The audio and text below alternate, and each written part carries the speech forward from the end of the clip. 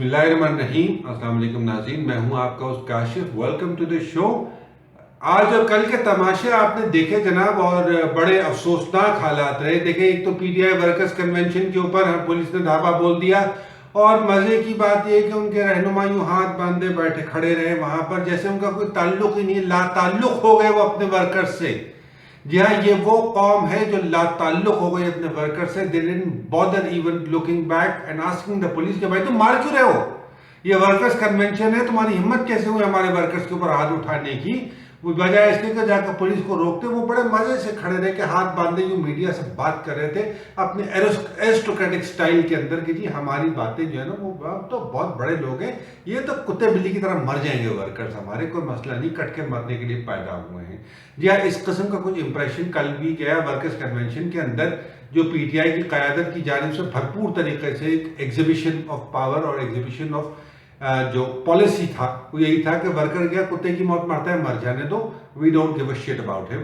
اور اسی طریقے سے آج بھی یہی تماشا ہو رہا ہے۔ جی ہاں، ابھی بھی بنی گالا کے اوپر ہنگامہ ہو رہا ہے۔ بنی گالا کے اندر گزشتہ 20 گھنٹے سے، کل شام کو ورکرز کنونشن کے بعد سے لے کر اب تک کوئی اسٹیوپڈ مشاورتی اجلاس چل رہا ہے، اور تمام کے تمام رہنما سر جوڑ کے بیٹھے ہوئے ہیں اور کہتے ہیں صاحب ہم سر جوڑ کے بیٹھے ہوئے۔ باہر ورکرز کے اوپر پولیس تشدد کر رہی ہے، کتے کی طرح مار رہی ہے ورکرز کو، جانوروں کی طرح پیٹ رہی ہے ان کو، انہیں زد و کوب کیا جا رہا ہے، انہیں ہراساں کیا جا رہا ہے، انہیں ہریس کیا جا رہا ہے، ان کے خلاف ایف آئی آریں درج ہو رہی ہیں، انہیں جیلوں میں ڈالا جا رہا ہے، ان کے ساتھ جو نہ ہو وہ کم ہے اس وقت۔ لیکن مجال ہے، حرام ہے جو پی ٹی آئی کی قیادت اپنی بیلکنی کے قبرستان سے باہر تشریف لائی ہو اور کہا ہو کہ یار ہمارے ورکرز ہم تمہارے ساتھ کھڑے، فکر نہیں کرو۔ Getting out of the house and standing outside in the middle with them کہ یار ورکرز کے لیے لاٹھی کھانے کی بات ہے، ہمارے ورکر پہ لاٹھی کیسے اٹھائی، میں لاٹھی کا پہلا سامنے شکار ہوں، میں پہلی گولی چلے گی میں سامنے کھڑا رہوں گا۔ یہ ہوتا ہے لیڈر، یہ نہیں ہوتا کہ جو 24 گھنٹے سے بیٹھا ہوا اپنے اے سی والے کمرے کے اندر اسٹیوپڈ قسم کی مشاورت ہو رہی ہے۔ دوسری بات پہ آ جائیں، آپ انقلاب کی قسمیں آپ دیکھتے جائیں تو پہلے آپ بہت غور کریں، ایک میجر انقلاب اسلام کے آنے کے وقت ہوا، یقیناً اللہ پاک نے قلوب پھیر دیے لوگوں کے، اور وہ لوگ اسلام پہ جو زمانہ جاہلیت کے لوگ تھے وہ اللہ نے انہیں راضی، تم مجھ سے راضی اور میں تم سے راضی، یعنی کہ رضی اللہ تعالیٰ عنہ تک کے لیول تک لے گئے اللہ پاک انہیں، اتنا ان لوگوں کو اللہ پاک نے چینج کر دیا۔ آپ ریسنٹ ایئرز میں آ جائیں، لوئی XIV کا انقلاب ہو گیا، فرینچ رینیسانس کا ہو گیا، اٹلی میں ظاہر ہے ایلیومیناٹی نے پلان کیا، پلان کرنے کے بعد اس کو فرانس میں ایکزیکیوٹ کروایا گیا۔ کوئین میری اینٹوانیٹ جو ہے وہ کہتی تھی ساٹھ کی طرح کہ آلو سبزی مہنگی ہو گئی ہے، تو جس طرح ساٹھ صاحب کہتے ہیں سبزی مہنگی ہو گئی تو مرغی کھا لو، مرغی سستی کر دی ہم نے۔ اسی طریقے سے کوئین اینٹوانیٹ کہتی تھی، کہنے لگے کہ if they can't eat bread, give them brioche. Brioche is kind of an expensive cake, which is considered to be, for the elite only.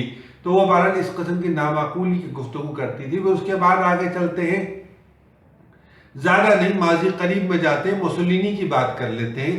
موسولینی حالانکہ الیکٹڈ گورنمنٹ کا لیڈر تھا، الیکٹڈ لیڈر تھا اٹلی کا، الیکٹڈ پرائم منسٹر تھا، لیکن and میں اس کی حالت وہ ہو گئی تھی کہ 15 آدمی کو لے کر وہ ایک ٹرک کے پیچھے چھپا ہوا تھا اور لوگوں نے پکڑ کر اسے مارا ہے۔ اس نے اپنی بیوی کو مرنے سے پہلے اور پکڑے جانے سے پہلے خط لکھا تھا، کہنے لگے تم میرے دشمنوں کے پاس چلی جاؤ، ہو سکتا ہے وہ تم سے رحم کا سلوک کر دیں، یہاں رحم کی امید مت رکھنا۔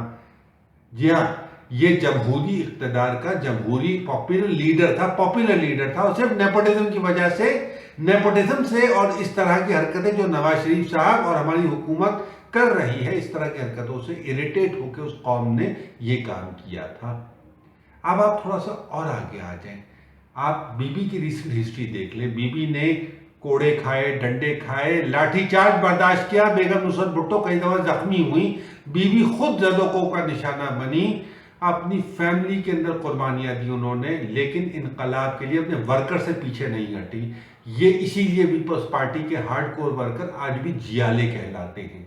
میں پیپلز پارٹی کی پالیسی سے اتفاق نہیں کرتا، نہ میں پیپلز پارٹی کا حامی ہوں، میرے جاننے والے، میرے شو دیکھنے والے جانتے ہیں کہ میں پیپلز پارٹی کا بہت بڑا کرٹک ہوں، but at the same time جو اچھی بات ہے اسے انڈورس کرنا چاہیے۔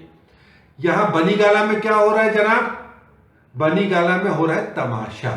جی ہاں, ورکر کٹ رہا ہے, ورکر مر رہا ہے, ورکر ذلیل ہو رہا ہے, خوار ہو رہا ہے, پولیس کے ہاتھوں پٹ رہا ہے اور کتے کی طرح اسے ذلیل و خوار کیا جا رہا ہے. لیکن مجال ہے صاحب کہ ہمارے رہنما نکل کر باہر آ جائیں, جو اپنے آپ کو انقلابی کہتے ہیں. وہ اسٹوپڈ ڈرائنگ روم میں بیٹھے ہوئے اپنی مزے سے سرینا ہوٹل کے آئے ہوئے جو ہے نا وہ لابسٹر کھانے میں اور طبلے بجانے میں اپنے کاموں کے مصروف ہیں. ان کی ہمت نہیں ہوتی کہ وہ نکل کر آئیں اور پولیس کی لاٹھی چارج کو فیس کرے, سامنے کھڑے رہے. اس کا لیونگ ایگزامپل شیخ رشید ہے. شیخ رشید آج نکل کر, باوجود اس کے کہ حکومت نے پورے کنٹینر لگا دیے, سب کچھ کر دیا, شیخ رشید موٹر سائیکل پہ بیٹھ کر گئے. جا کر انہوں نے ڈی ایس این جی پہ بیٹھ کر خطاب کیا اپنے لوگوں سے, اور انہوں نے کہا میں نے عوام سے وعدہ کیا تھا میں پہنچوں گا, میں پہنچ گیا ہوں. یہ لیڈر کا کیلیبر ہوتا ہے. اور پی ٹی آئی کا اس وقت کیلیبر ایسا ہے کہ اسے میرے خیال پہ کیلیبر کہنا کیلیبر کی بے عزتی ہوگی. It is high time Imran Khan gets his bums off the sofa and into the public. اگر اسے حکومت کرنے کا شوق ہے اور اگر وہ جنون انقلابی, اگر وہ قادری صاحب والا انقلابی, سیٹلائٹ انقلابی, تو پھر وہ سیٹلائٹ پہ بیٹھے ہوئے وہ خطابات کرتے رہیں اور اسٹیوپڈ قسم کی جو ہے نا گفت و شنید کرتے رہیں. لیکن ایٹ دا سیم ٹائم اگر وہ انقلاب لانا چاہتے ہیں تو انقلاب بھائی ڈنڈے اور کوڑے بھی کھانے پڑتے ہیں انقلاب کے لیے. انقلاب اس طرح نہیں آتا. Revolutions are not executed in the drawing rooms. اپنا اور اپنے اہل خانہ کا بہت خیال رکھیے گا. ہو سکے تو مجھے بھی اپنی دعا میں یاد رکھیے گا. انٹل دا نیکسٹ ٹائم, اللہ نگہبان.